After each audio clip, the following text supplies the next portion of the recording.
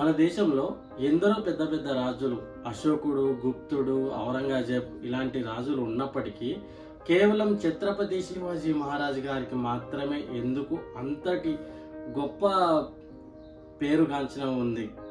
ప్రతి ఒక్కరూ ఆయనను ఒక దేవుడిలాగా ఎందుకు భావిస్తున్నారు? మన దేశ ప్రజలంతా ఆయనను ఎందుకు ఒక దేవుడిలాగా భావిస్తున్నారు అనే విషయంపై ఈరోజు మనం ఒక వీడియో అయితే చేయబోతున్నాము. దయచేసి మన ఛానల్ని ఫస్ట్ టైం చూస్తున్నట్లయితే ప్లీజ్ సబ్స్క్రైబ్ చేసుకోండి. అదేవిధంగా మనం ఈ వీడియోలో కేవలం కొన్ని పాయింట్స్ మాత్రమే గుర్తు చేసుకుంటున్నాము. సో మీకు తెలిసిన పాయింట్స్ కూడా ఏమైనా ఉన్నట్లయితే కామెంట్ రూపంలో మీరు తెలియజేయగలరు. అదేవిధంగా ఈ వీడియోను మరెందరికో చేరేలాగా మీరందరూ కూడా షేర్ చేస్తారని చెప్పేసి అనుకుంటున్నాను. ఇక మనం వీడియోలోకి అయితే వెళ్తాం. సో ఫిబ్రవరి 19, 1630 పూణేలోని ఒక కోటలోని షాహాజీ మరియు జిజియాబాయి గారికి, మన షాహాజీ మరియు జిజియాబాయి దంపతులకు ఛత్రపతి శివాజీ మహారాజ్ గారు జన్మించడం జరిగిందనమాట. ఆయన జన్మించిన కొన్నాళ్ళకే షాహాజీ కూడా అప్పట్లో ఒక రాజుగా ఉండేవారు. ఆయన కూడా యుద్ధాలలో పాల్గొనేవారు అప్పట్లో.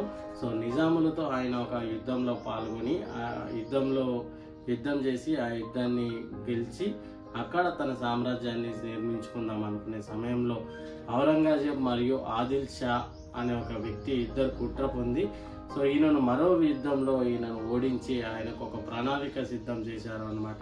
పూణే సామ్రాజ్యాన్ని వదిలేసి మీరు బెంగళూరు సామ్రాజ్యానికి వెళ్ళిపోవాలని చెప్పేసి ప్రణాళిక సిద్ధం చేయడంతో షాహాజీ గారు ఈ పూణే సామ్రాజ్యాన్ని వదిలి వెళ్ళలేక ఆ యొక్క పూణే సామ్రాజ్యాన్ని తన భార్య అయిన జిజియాబాయి గారికి అప్పచెప్పడం జరిగింది అనమాట.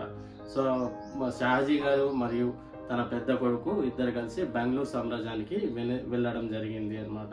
సో అదే సమయంలో జిజియాబాయి గారు ఛత్రపతి శివాజీ గారికి రామాయణం, మహాభారతం ఇలాంటివి హిందువుల గురించి, హిందుతత్వాన్ని గురించి ప్రతి ఒక్కటి, అదేవిధంగా విద్య అదేవిధంగా యుద్ధాలు చేయడం కోసం కూడా ఇవన్నీ కూడా ఎన్నో విద్యలు శిక్షణ పొందించి స్త్రీలను ఏ విధంగా గౌరవించాలి, శత్రువులకు సంబంధించిన స్త్రీలను కూడా మనం గౌరవించాలి, వాళ్ళకు ఎటువంటికి మనము అన్యాయం చేయకూడదు అనేది ఇలాంటివి ఎన్నో కూడా ఆయనకు నేర్పించడం జరిగిందనమాట. ప్రతి మగవాడి వెనుక ఒక ఆడది ఉంటుంది అన్నట్టుగా సో ఛత్రపతి శివాజీ మహారాజు వెనుక తన తల్లి అయిన జిజియాబాయి గారు ఆయన వెనుకొండి నడిపించడం జరిగిందనమాట. సో ఆయన 16 సంవత్సరాలు ఉన్నప్పుడే ఆయన ఆ సమయంలో ఔరంగజేబును మన యొక్క హిందూ దేవాలయాలను కూల్చివేస్తున్న సమయంలో ఆయన వీళ్ళందరినీ కూడా చితకబాది ఆ హిందూ యొక్క దేవాలయాన్ని కాపాడుకోవడం జరిగింది. అదేవిధంగా ఆయన 17 సంవత్సరాలు ఉన్నప్పుడు మొదటి యుద్ధం బీజాపూర్ సామ్రాజ్యంలోని తోర్నా కోటను ఆయన కైవసం చేసుకోవడం జరిగిందనమాట.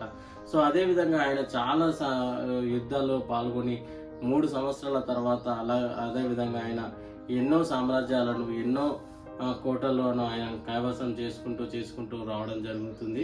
సో ఇదంతా కూడా ఔరంగజేబ్ వీళ్ళంతా కూడా పరిశీలిస్తూ ఉన్నారనమాట.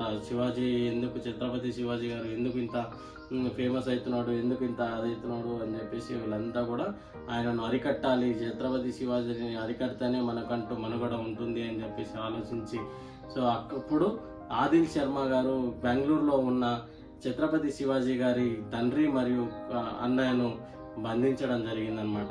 సో ఆ బంధించిన సమయంలో ఆయన అదేవిధంగా ఆయన వాళ్ళిద్దరిని కూడా యుద్ధం చేసి వాళ్ళిద్దరిని కూడా బయటికి తీసుకురావడం జరిగింది 1948లో. సో ఆయనను వాళ్ళిద్దరిని కూడా బయటికి తీసుకొచ్చి నేను కొన్ని నెలలు యుద్ధానికి దూరంగా ఉంటాను అని చెప్పేసి ఆయన చెప్పడం జరిగింది. సో కొన్ని రోజులు యుద్ధానికి దూరంగా ఉన్నప్పటికీ కొన్ని రోజుల తర్వాత మళ్ళీ ఆయన ఎన్నో యుద్ధాలు చేసుకుంటూ సో ఎన్నో యుద్ధాలలో ఆయన సక్సెస్ అవ్వుకుంటూ ఎన్నో యుద్ధాలలో ఆయన హిందువులపై ఆయన చాలామంది ఛత్రపతి శివాజీ గారు ముస్లింలకు వ్యతిరేకి అని అనుకుంటారు.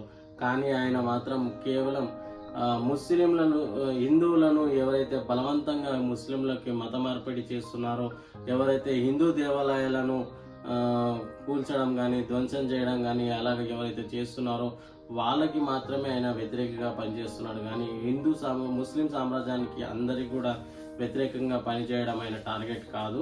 సో హిందువులను కూడా ఆయన సామ్రాజ్యంలో చాలా మందికి ఎంతో ఉన్నత స్థానాలను కూడా ఇచ్చి, ఈ ముస్లింలను కూడా తన సామ్రాజ్యంలో ఎంతో ఉన్నత స్థానాన్ని ఇచ్చి వాళ్ళను కూడా అందులో భాగం చేసుకుంటారని చెప్పేసి చేసుకున్నాడు ఆయన.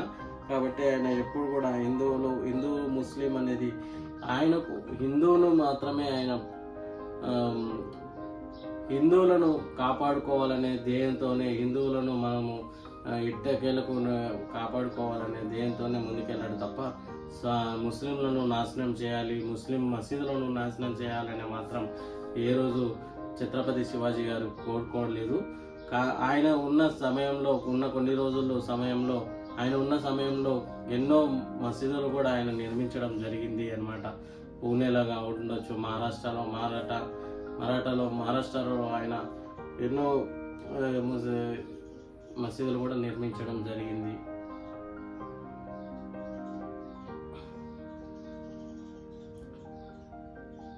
అట్లాగే ఆయనను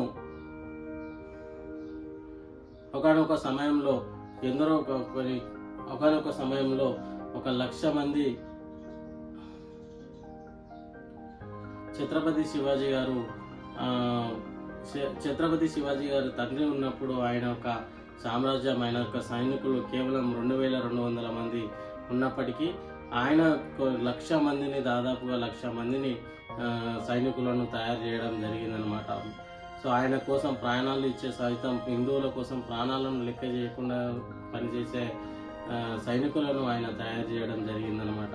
సో ఒకానొక సమయంలో వేరే దేశాల నుంచి, ఎక్కడి నుంచో మొఘల్స్ వేరే దేశాల నుంచి సైనికులను తీసుకొచ్చి మన ఛత్రపతి శివాజీ గారిపై యుద్ధానికి ప్రకటించడంతో ఆ సమయంలో నేను యుద్ధానికి సిద్ధంగా లేను, చర్చలకు సిద్ధంగా ఉన్నాను, చర్చించుకుందామని చెప్పేసి ఒక పర్సన్ని పిలవడం జరిగింది. కానీ ఆయన మోసపూర్వకంగా అక్కడే ఆయన ఛత్రపతి శివాజీ గారిని హతమార్చాలనుకున్నారు. కానీ ఆయన ముందుగానే ఇలాంటివి ఏదో జరుగుతాయని చెప్పేసి పరిగణించి లోపల మొత్తం కూడా ఒక కవచాన్ని వేసుకొని రావడం జరిగింది. కానీ ఛత్రపతి శివాజీ గారు గోర్లకున్న పులి గోర్లను తో మొత్తం